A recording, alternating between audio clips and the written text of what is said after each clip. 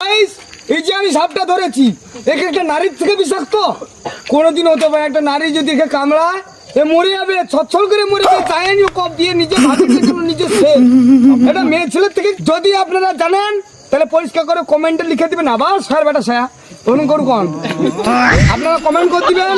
দেখেন কি লম্বা এসএল ভাইপার, একদমে ছোল বল মারবে গডে পারে ডেনি ঝুলি রাখছে না মালটাকে। কমেন্ট করে জানাবেন একে একটা মেয়ে ছেলের থেকে বিষাক্ত। মানে এটা আমাদের ব্রেকআপ ওয়ালা ছেলেদের জন্য বলছি আর কি, তাদের মনের যা কষ্ট আমাদেরও মনে খুব কষ্ট।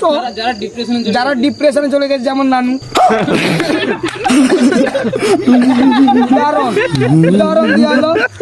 ঠিক আছে এই কি তার থেকেও বিষাক্ত। তোমার কমেন্ট করো, বলবো কমেন্ট করো, শেয়ার করো ভিডিওটাকে শেয়ার করে দেবো, শেয়ার করে দেবো, লাইক করে দেবো, কমেন্ট করে দেবো।